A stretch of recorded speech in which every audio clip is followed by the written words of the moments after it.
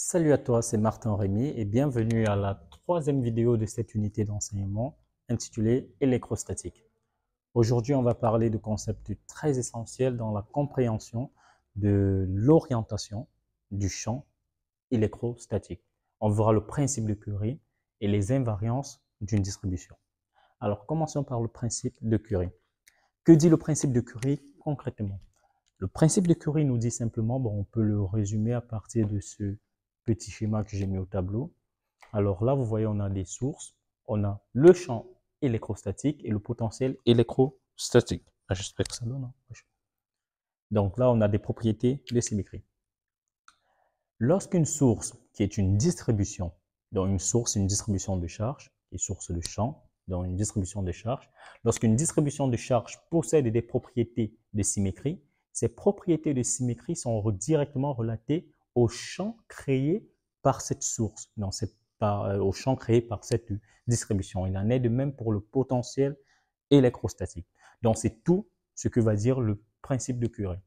Lorsqu'une source de champ, qui est une distribution de charge, possède des propriétés de symétrie, ces propriétés sont intrinsèquement retrouvées dans le champ, dans l'expression du champ électrostatique créé par la distribution ou encore l'expression du potentiel électrostatique.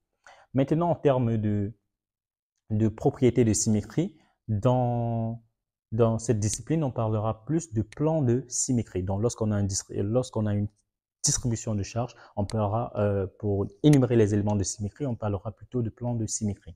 Et en termes de plan de symétrie, il en existe deux. On va parler des plans de symétrie et des plans d'antisymétrie. Bon, pourquoi j'ai dit des plans de symétrie? Je ne sais pas. OK. Donc, on va parler des plans de symétrie et des plans d'antisymétrie. Alors, comment à partir d'une distribution, il est possible pour nous de savoir que là, il s'agit d'un plan de symétrie et là, des plans d'antisymétrie. Bon, juste pour notation, on va appeler ceci pi, des plans déjà, on va les appeler pi, mais des plans de symétrie, on va les appeler pi plus, et des plans d'antisymétrie, on va les appeler pi moins. Anti-négatif, ok, ouais, d'accord. Donc, maintenant, pour reconnaître dans une distribution ce que c'est un plan de symétrie ou un plan d'antisymétrie, on va se baser sur ceci. Déjà, pour qu'un plan pi quelconque soit un plan, soit un élément de symétrie, il va falloir, premièrement, que ce plan puisse être capable de diviser ma distribution de charge en deux parties égales. Donc ça, c'est la première condition. Et la deuxième condition, c'est que de part et d'autre de ce plan, on ait la même répartition géométrique des charges. La même répartition géométrique des charges. C'est-à-dire, si là, j'ai une densité, je ne sais pas comment je vais dire, si j'ai une densité surfacique, c'est-à-dire mes charges sont reparties uniquement sur la surface, et là, j'ai mon plan de symétrie, de l'autre partie du plan, je dois également avoir une densité surfacique pour parler d'un élément de symétrie. Donc, en fait, ça doit vraiment être, comment dire, géométriquement, on doit avoir la même répartition de part et d'autre de mon plan. Maintenant, un plan sera dit plan de symétrie si de part et d'autre de ce plan, on a le même signe dans la distribution de charges. Donc, c'est-à-dire lorsque mon plan de symétrie, lorsque mon plan coupe ma distribution en deux et que les deux parties ont la même répartition, le même signe de la répartition, alors on pourra dire en fait que mon champ, que mon plan, ce plan est un plan de symétrie. Donc, lorsque de part et d'autre on aura le même signe, on aura bien sûr un plan de symétrie. Et comme vous vous en doutez bien sûr, si le signe est contraire, on aura un plan d'antisymétrie qu'on va tout simplement noter pi moins. Mais pourquoi repérer un plan de symétrie ou un plan d'antisymétrie? Ceci va nous permettre de déterminer la direction du champ électrostatique. Direction de E. Alors, il faut savoir que si dans une distribution, vous parvenez à trouver un plan d'antisymétrie, alors le champ E est perpendiculaire à ce plan d'antisymétrie que je vais appeler pi-. Ce qui est généralement difficile car dans la majorité des exercices que nous allons même faire, je peux vous avouer que moi, j'ai jamais fait un exercice où pour moi, je vois bien un plan d'antisymétrie. J'ai pas encore étudié ce genre de distribution, j'en ai pas encore rencontré tout simplement. Alors, mais si jamais ça arrive, que vous parvenez à localiser un plan d'antisymétrie, c'est-à-dire qui coupe vos répartitions en deux parties égales et qui a la même répartition géométrique des charges, et de telle sorte que de part et d'autre du plan, on a un signe concret de notre charge, alors vous connaissez l'orientation de votre champ. Votre champ est tout simplement perpendiculaire à votre plan d'antisymétrie. Maintenant, s'il arrive que vous en trouvez un ou plusieurs plans de symétrie, alors ce que vous devez savoir, c'est ce qui va plus nous intéresser, c'est que le champ électrique appartient à l'intersection de tous les plans de symétrie. Quand je mets I, c'est juste pour dire qu'il existe plusieurs, donc on peut sommer, ainsi de suite, donc pour différencier les différents plans de symétrie. Donc mon champ électrique appartient à l'intersection de tous mes plans de symétrie. Ceci va nous aider à déterminer la direction du champ électrique, du champ électrostatique. Bon, ok, c'est pareil. Donc, si jamais je trouve deux plans de symétrie et qui se rencontrent en un axe, dont l'intersection est un axe, alors il faut savoir que mon champ électrique ou mon champ électrostatique est porté par le vecteur directeur de cet axe. Alors, pour illustrer ceci en exemple, qu'est-ce que je vais faire? Je vais tout simplement prendre cette distribution que j'ai mise à côté. Alors là, j'ai une distribution de charge. Bon, je vais supposer déjà ma distribution uniforme, donc j'ai une densité, je vais dire une densité volumique. Hein. Donc c'est chargé, c'est un cylindre vraiment chargé en volume et avec une densité volumique de charge ρ. On va supposer ρ positif mais constant. Ce qui veut dire en fait que le long de mon cylindre qui est infini, comme vous le voyez, pousse vers plus l'infini, vraiment l'infini, on a toujours un cylindre. Donc, on a la même répartition de charge, ce qui fait en sorte que la répartition géométrique est déjà valable. Maintenant, on va chercher des plans de symétrie. Quelque chose que je n'ai pas précisé. Pour déterminer les plans de symétrie, on se place en un point M qui est hors de la distribution. C'est pour ça que vous allez voir là, j'ai déjà placé mon point M pour être capable de localiser tous mes plans de symétrie. Allons-y. Plan de symétrie, il doit couper ma distribution en deux parties égales. C'est ce que je vais essayer de faire tout simplement. Donc, c'est exactement comme si j'avais un cylindre, je veux le couper en deux. Je sais qu'il est infiniment long, alors honnêtement, je peux le couper dans ce sens. Ça veut dire que je peux venir et je plante ce plan tout simplement. Donc, ce plan qui passe par M et qui me permet de couper ma distribution en deux. Donc, vous voyez ce plan, je vais l'appeler pi 1. Je ne sais pas si c'est un plan de symétrie ou d'antisymétrie, je ne sais pas encore. Maintenant, qu'est-ce qui peut encore me permettre de couper mon plan en deux? Je peux avoir ce plan, dans n'importe quel plan là.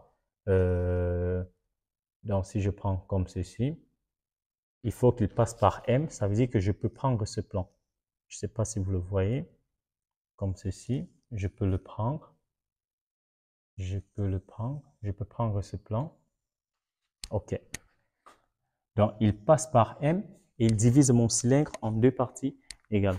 Donc, si vous voulez mieux percevoir cela, c'est exactement comme si là, j'avais mon cylindre. Donc, je le coupe là, comme ceci. Comme je peux le couper dans ce sens, ainsi de suite, ainsi de suite, ainsi de suite. Donc, comme je passe par M, je coupe mon plan dans ce sens. Donc, c'est ça qui me permet d'avoir un plan qui coupe ma distribution en deux. Et le premier plan, pi 1, c'est celui qui coupe dans ce sens, tout simplement. Donc,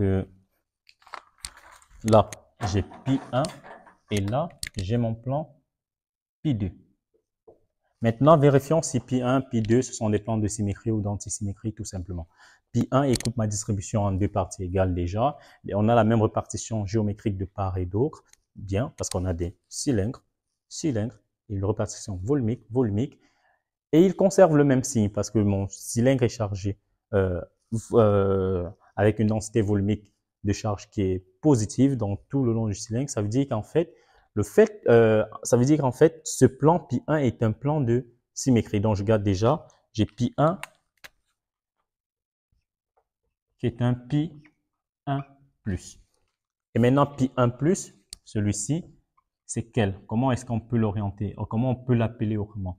Il prend source en M. Maintenant, regardez bien le plan pi1. C'est le plan qui est relayé. C'est comme le plan, si on revenait à un autre système d'axe là, c'est comme le plan X, O, Y, ou encore le plan M, E, R, E, θ, parce que nous sommes en coordonnées cylindriques. Donc, c'est le plan du sol, on va dire. On a le plan M, E, R, E, θ. Ça, c'est pi 1 plus. Maintenant, analysons le pi2. Pi2 maintenant, c'est quoi? C'est ce plan qui coupe mon système, mon cylindre en deux parties égales. Donc, c'est comme si vous pouvez avoir un morceau qui est comme ceci. Vous avez là, comme ceci, quelque chose comme ceci, et qui s'étale. Donc, vous avez la moitié d'un cylindre là, et l'autre moitié, bah, c'est exactement la même chose. Donc, quelque chose qui s'étale à l'infini, comme ceci, c'est exactement la moitié d'un cylindre. Donc, déjà, deux parties égales, très bien. Même répartition géométrique, pareil, c'est la même partie qu'on a là, avec une répartition volumique qu'on a de l'autre côté. Maintenant, le même signe déjà, parce que ρ, il est positif et il est uniforme le long de tout mon cylindre. Ça veut dire que pi2 est également un plan de symétrie. Donc, qu'est-ce qu'on peut dire? On peut aisément dire que pi2 est un pi2 plus, c'est-à-dire un plan de symétrie. Maintenant, est-ce qu'on peut l'écrire comme on a pu écrire l'autre? On a M. M maintenant, comment décrire ce plan? Le plan pi2. Alors, certains, ce qui est sûr déjà, c'est qu'il contient K. Donc, on a K. Et maintenant, il s'agit de quel vecteur? Vous voyez ce vecteur, il s'agit de... vous voyez ce temps, il s'agit de θ. Alors, si on oriente θ, de telle sorte à se trouver, disons que le plan, là, si jamais l'intersection se faisait dans ce sens. Donc, on aurait eu θ, par exemple, qui serait là, on aurait eu le vecteur ER qui serait directement pris par le plan. Parce que nous rappelez-vous, le vecteur ER, c'est un vecteur mobile, il peut bouger de même que θ, ça dépend juste de θ en fait.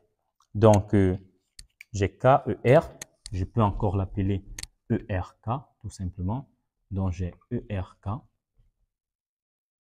qui est mon pi2 plus. Certains pourraient se demander, mais pourquoi je ne dis pas que c'est M, E, θ, K, vu que E, θ peut également être comme ceci. Alors, je vais m'expliquer tout simplement. Déjà, c'est pas M, E, θ, K. Pourquoi? Parce que si je viens en M, rappelez-vous, M, il est là. Et que je viens définir mon plan M, ER, E, θ, K, lorsque vous le voyez là, en fait, ER, il est comme ceci, mais E, θ, il est dans le plan du tableau. Il entre dans le plan du tableau, tout simplement. Ça veut dire qu'en fait, on va avoir EM, E, θ qui fait en sorte de percer le tableau. Maintenant, si je viens là et que je mixe E, θ et K, K, il est déjà là. Ça veut dire qu'en fait, c'est comme si je venais placer mon plan comme ceci. Il passe par M, mais lui, il ne divise pas ma distribution. Vous voyez, il ne touche même pas ma distribution de charge. Donc, ce n'est pas ce plan. Ce n'est pas un plan de symétrie. Le plan M, E, θ, K n'est pas un plan de symétrie. Donc, c'était juste pour rappeler, mais le plan M, E, R, K est un plan de symétrie. Maintenant, lorsqu'on va analyser par ce qu'on connaît, le fait que E appartient à l'intersection de tous les plans de symétrie. Donc, ici, on va dire que E appartient à quoi? Pi1 plus inter pi2 plus. Ceci va nous permettre simplement de dire quoi? L'intersection de pi1 plus et pi2 plus, on voit directement que c'est ER. Donc, ceci va simplement nous permettre de dire que notre champ E est un champ porté par ER, tout simplement. Donc, voilà comment, par analyse du principe de Curie, c'est-à-dire des plans de symétrie, des éléments de symétrie, on parvient à trouver l'orientation de notre champ. On peut faire ceci avec n'importe quelle distribution. Maintenant, analysons ce qu'il en est des invariances de la distribution. Alors, tout ce qu'il faut savoir à propos des invariances, c'est quoi? Pour les invariances, il en est de même. Si ma distribution est invariante soit par translation le long d'un axe, soit par rotation d'un angle quelconque autour d'un axe, alors les effets produits par cette distribution, à savoir le champ et le potentiel électrostatique, ne dépendront pas de ces éléments d'invariance, tout simplement, de ces paramètres d'invariance. Ça veut dire quoi? Si ma distribution est invariante par translation, on va dire invariante par translation, sur l'axe, je vais l'appeler O. Bon, je ne vais pas l'appeler OX ou Y, disons O alpha, disons, oui. Et par rotation, oh non, non, non, je ne vais pas l'appeler O alpha, je vais l'appeler O, bon, appelons-le OX, il n'y a pas de problème. Par invariante, par translation le long de l'axe OX ou bien par une rotation quelconque alpha autour d'un axe. D'un axe quelconque, on s'en fout de l'axe en fait. Donc, mon champ E ne va pas dépendre de X et mon champ E, bon, ne dépendra, et E ne dépendra pas de alpha, tout simplement. Donc, on va exclure les paramètres d'invariance pour avoir la dépendance en termes de coordonnées de mon champ électrique ou bien électrostatique. Donc, essayons un peu d'analyser avec cette distribution pour mieux percevoir ce que j'essaie de dire. Donc, première vue, je vais essayer de retrouver les éléments d'invariance de ma distribution, les paramètres d'invariance, les coordonnées d'invariance de ma distribution pour remonter à la dépendance en termes de coordonnées de mon champ électrostatique. Donc, là, nous avons un cylindre infini, comme je l'ai pris tout à l'heure. On a tout simplement un cylindre. Un cylindre infini, qu'est-ce que c'est? Représentez-vous simplement une grande colonne en métal dont on ne peut pas différencier aucunement une partie et qui s'étend de moins l'infini à plus l'infini tout simplement. Donc vous avez, elle peut percer le sol et percer le plafond pour que vous puissiez la voir normalement. Maintenant, comment est-ce qu'on va voir un élément de symétrie? Vous voyez que là, on a un cylindre. Imaginez, vous avez un truc qui est uniforme comme ceci, mais qui s'étend de là, de moins l'infini à plus l'infini. Si je translate mon cylindre dans le sens de l'axe OZ, sachant qu'il est infini, en fait, on aura toujours la perception de voir le même cylindre. Ça veut dire en fait que ma distribution est invariante par translation de l'axe OZ. Donc, on est déjà sûr que dans ce sens, il y a une invariance par translation de mon axe OZ. Donc là, je sais déjà que pour ma distribution, c'est l'axe OZ. Et comme il y a invariance de ma distribution par translation de l'axe OZ, ça veut dire que mon champ ne dépendra pas de Z, tout simplement. Maintenant, je viens également, je fais pareil. J'ai toujours mon cylindre qui est infini. Si je fais ceci, déjà c'est difficile à remarquer, donc je vais juste roter. J'ai roté d'un angle θ quelconque autour de l'axe OZ. Je m'en fous de l'axe, je me contente juste de la variation de la rotation, donc de la variation angulaire.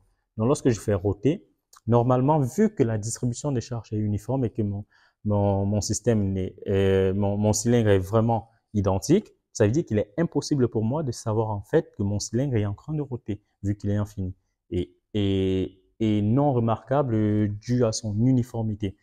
Autrement dit, ma distribution admet une invariance par rotation autour de l'axe OZ d'un angle quelconque θ. Donc, pour la variable de dépendance angulaire, de non-dépendance angulaire, on aura θ.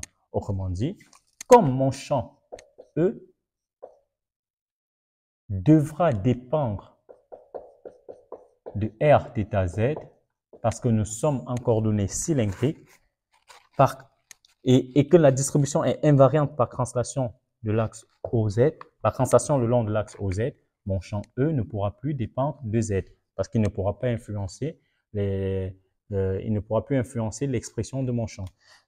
Sachant que ma distribution est également invariante par rotation d'angle θ autour de l'axe OZ, alors cet angle également ne pourra pas influer sur l'expression de mon champ ni de mon potentiel. Autrement dit, ce E dont on a déjà prouvé l'orientation, mais on n'avait pas les informations sur la dépendance en termes de coordonnées, on peut aisément dire que mon champ créé est un E qui dépend uniquement de R et qui est orienté suivant ER.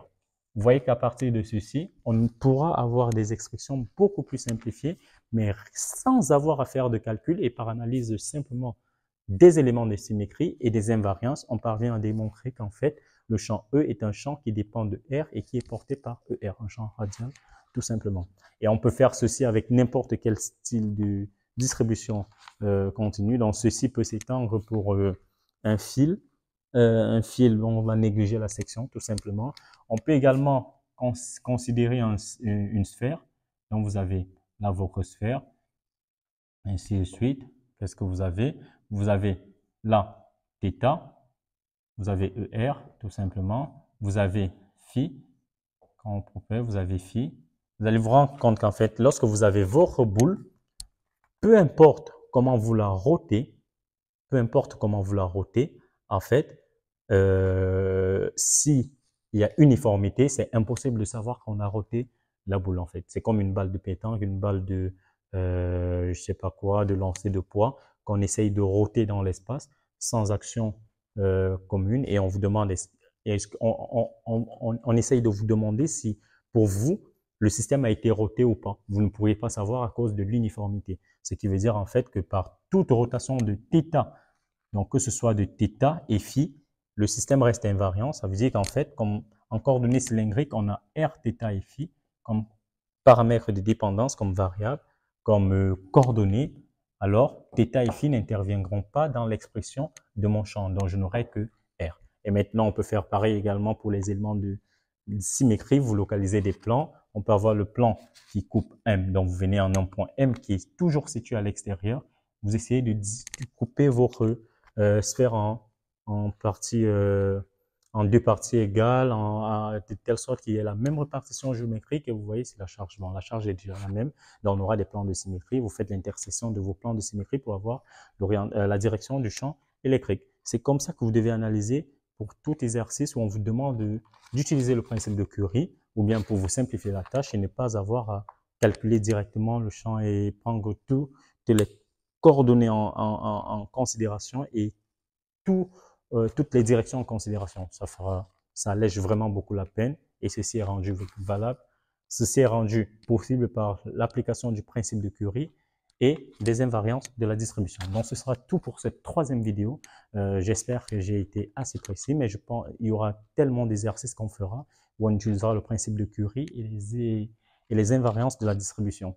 Donc, si vous êtes nouveau, bah, vous pouvez vous abonner si jamais le contenu vous a plu. Vous pouvez partager à ceux à qui ça peut également aider et lâcher un like. S'il y a une préoccupation quelconque, vous déposez vos préoccupations en commentaire. Sur ce, je vous donne rendez-vous à la quatrième vidéo où on parlera de la notion d'angle solide. Portez-vous bien et à bientôt. Bye bye.